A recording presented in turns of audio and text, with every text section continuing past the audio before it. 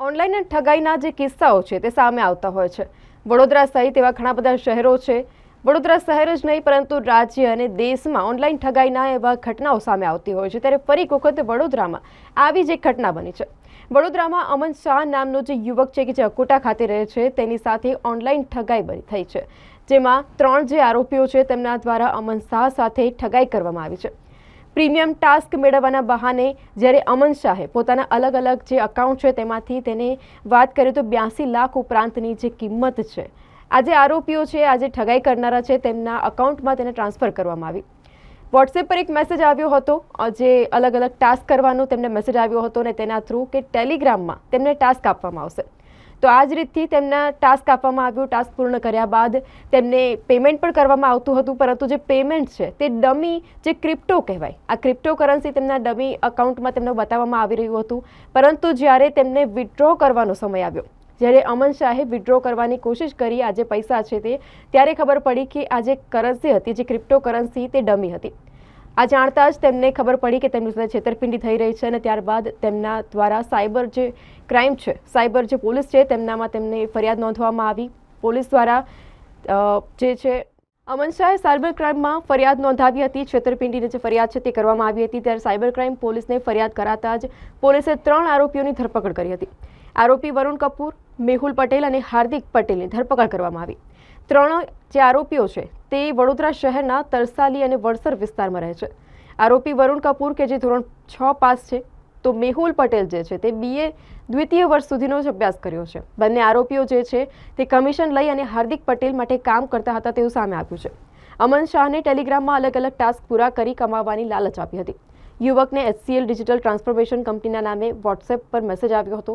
ટેલિગ્રામથી યુટ્યુબની અલગ અલગ channel subscribe કરી ગૂગલ મેપ પર રિવ્યૂ આપવાના ટાસ્ક આપવામાં આવ્યા હતા અને ત્યારે ટાસ્કના બદલે યુવકને અમુક નિયત રકમ ચૂકવવામાં આવી હતી.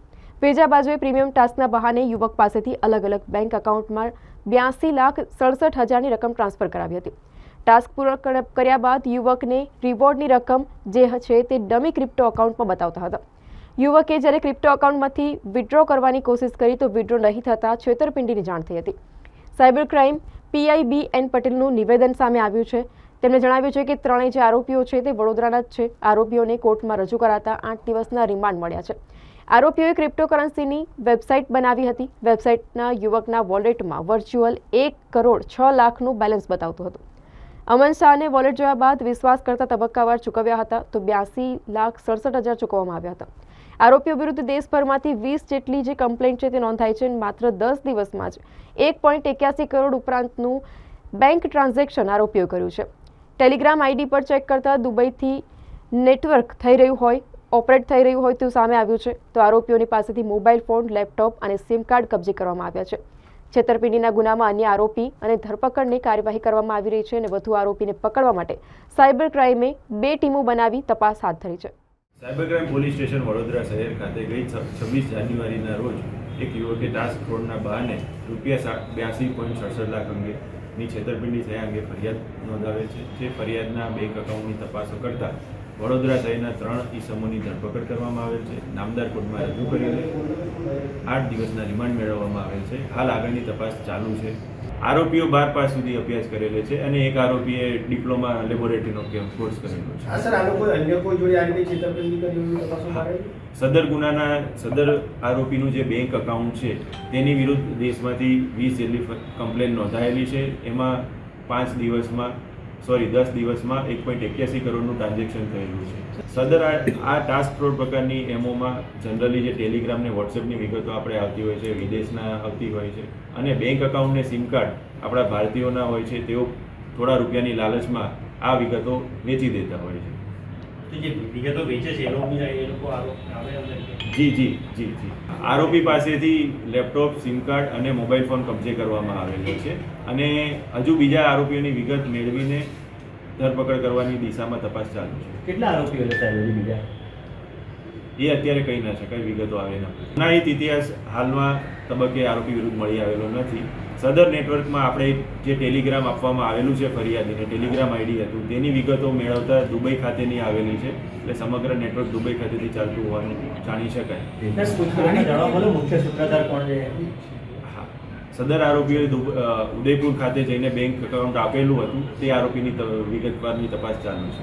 સર આ તેઓ મિત્રો છે, સારા મિત્રો છે, સાથે ઉઠક બેઠક. સર ટાસ્ક ફોર્સની વડોદરામાં મહિને કેટલી ફરિયાદો આવે છે અને વર્ષે છેલ્લા એક વર્ષમાં કેટલી ફરિયાદો થઈ? ટાસ્ક ફ્રોડ બાબતે દર મહિને 30 થી 40 અરજીઓ આપણા શહેરમાં મળતી હોય છે. અને એમાં ટોટલ કેટલું ફ્રોડ થયું હોઈ શકે? ફ્રોડ દર મહિને 50 થી 60 લાખનું કહી શકાય કે જેવી ફરિયાદ જેવી અરજી છે કે સપોઝ આપણા કેસમાં કોઈએ 82 લાખ નાખ્યા છે કે કોઈ 1 લાખ 2 લાખ નાખે છે તો એવી રીતે અરજીઓ મળતી હોય છે. તો અત્યાર સુધીમાં કેટલા આરોપી ત્યાં આપણે પકડ્યા છે? વડોદરા શહેર સાયબર ક્રાઇમ દ્વારા ગયા વર્ષે કુલ 123 આરોપીની અટક કરવામાં આવેલી છે બધા ગુનાઓમાં, જેમાંથી ટાસ્ક ફ્રોડના 50 થી 60 આરોપી કહી શકાય. વડોદરા શહેરીજનોને ખાસ જણાવવાનું કે આવી રીતે વોટ્સએપમાં ટાસ્ક કરવા માટે કે જોબ ઓપોર્ચ્યુનિટીના બહાને કે ઇન્સ્ટાગ્રામ, યુટ્યુબ, ગૂગલ મેપમાં રિવ્યૂ આપવાના બહાને શરૂઆતમાં તમને 200-500 રૂપિયા રિટર્ન કરવામાં આવે છે આવા મેસેજમાં, અને પછી ધીમે ધીમે કરીને તમને વર્ચ્યુઅલ વેબસાઇટ કે VIP ગ્રુપમાં પણ એડ કરવામાં આવતા હોય છે, જેમાં તેઓ આ સદર ગુનામાં ક્રિપ્ટોકરન્સીની ફેક વેબસાઇટ ક્રિએટ કરવામાં આવેલી હતી, જેમાં અરજદારને વર્ચ્યુઅલ ક્રિપ્ટોની અમાઉન્ટ્સ ને એવું બધું બતાવતું હતું અને એઓને પોતાના વોલેટમાં ₹1 કરોડ 6 લાખ જેટલી અમાઉન્ટનું બેલેન્સ બતાવતું હતું, જેના કારણે ફરિયાદીને વિશ્વાસ આવી ગયેલો અને તેથી તેઓએ 82.67 લાખ જેટલી અમાઉન્ટ ટ્રાન્સફર કરેલી હતી. એટલે આ શહેરીજનોને ખાસ વિનંતી છે કે આવા કોઈ પણ ટાસ્ક ફ્રોડની લાલચમાં આવીને કોઈ પણ નાણાકીય વ્યવહાર કરવા નહીં.